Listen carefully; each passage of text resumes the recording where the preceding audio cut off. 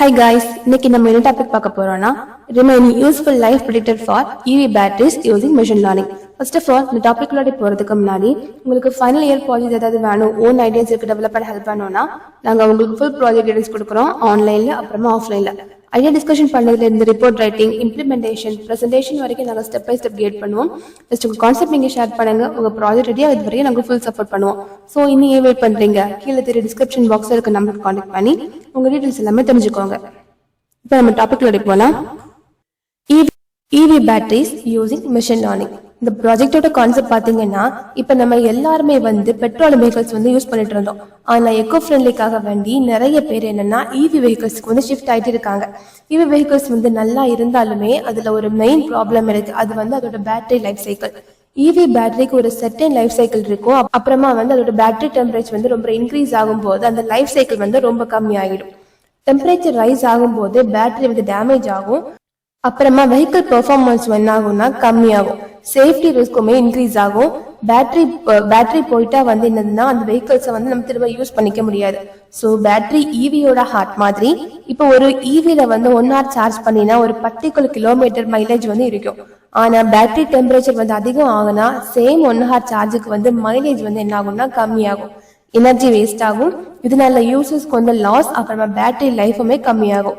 இந்த ப்ராப்ளம்க்கு ஒரு சொல்யூஷன் நம்ம மெஷின் லேர்னிங் அல்காரிதம் யூஸ் பண்றோம். டெய்லி யூசேஜ் டேட்டா லைக் 1 டேக்கு 1 hour right, energy consumption, usage burden மாதிரி கிரைட்டீரியா நம்ம கலெக்ட் பண்றோம். இந்த டேட்டா வச்சு வெஹிக்கிள்ஸ் டெம்பரேச்சர் ஃபியூச்சர்ல இன்க்ரீஸ் ஆகுமா இல்ல நார்மலா இருக்குமான்னு சொல்லிட்டு ஏர்லியா ப்ரிடிக்ட் பண்றோம். ஏர்லி ப்ரிடிக்ஷன் இருந்ததுன்னா பேட்டரி ஹீட் ஆகுறதுக்கு முன்னாடி ப்ரிகாஷன்ஸ் நமக்கு எடுக்க.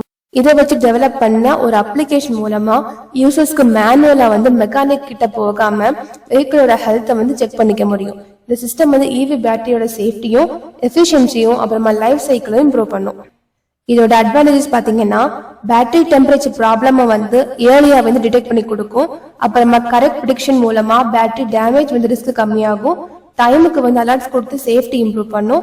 அப்புறமா என்னன்னா சேஃப் சார்ஜிங் ஸ்டேஷன் சஜஸ்ட் பண்ணி பேட்டரி லைஃபை இன்க்ரீஸ் பண்ணும். இப்போ நான் உங்களுக்கு அந்த ப்ராஜெக்ட் ரன் பண்ணி காட்டி தரேன். பாத்தீங்கன்னா அதோட ஹோம் பேஜ். இந்த ஹோம் பேஜ்ல ரெஜிஸ்டர், வெஹிக்கிள் லிஸ்ட், அப்புறமா தெர்மல் கொடுத்துருக்கோம். ரெஜிஸ்டர் பண்ணணும். ரெஜிஸ்டர் பண்ண அந்த ஃபார்ம் பாத்தீங்கன்னா ஓனரோட இன்ஃபர்மேஷன், இந்த வெஹிக்கிளோட இன்ஃபர்மேஷன், அப்புறம் பேட்டரியோட இன்ஃபர்மேஷன் எல்லாமே கேட்டிருக்காங்க. ஃபர்ஸ்ட் ஓனரோட இன்ஃபர்மேஷன், அவங்களோட நேம், அவங்களோட கான்டாக்ட் நம்பர், அப்புறமா அவங்களோட மெயில்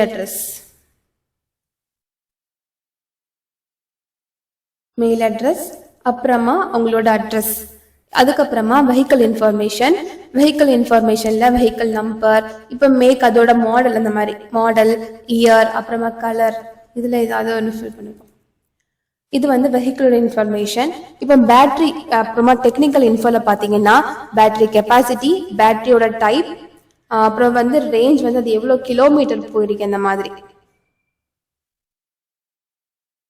இப்போ நான் இதில் டைரக்டாவே 7 கிலோமீட்டர்னு கொடுப்பேன். 7. அப்புறமா மோட்டார் டைப், மோட்டாரோட பவர் 34.0. அப்புறமா சார்ஜிங் டைப் ஏசியா இல்ல டிசியா அந்த மாதிரி. அப்புறமா மேக்சிமம் அதோட சார்ஜிங் ரேட் எவ்வளோ.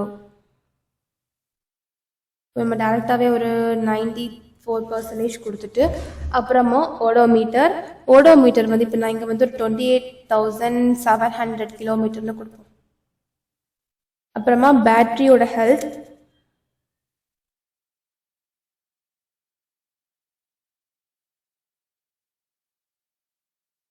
அப்புறமா சர்வீஸ் டேட், நீங்க எப்போ சர்வீஸ் பண்ணீங்க அந்த மாதிரி, அப்புறமா எப்போ பர்ச்சேஸ் பண்ணீங்க அந்த மாதிரி கொடுத்துட்டு ரெஜிஸ்டர் பண்ணிட்டோம்.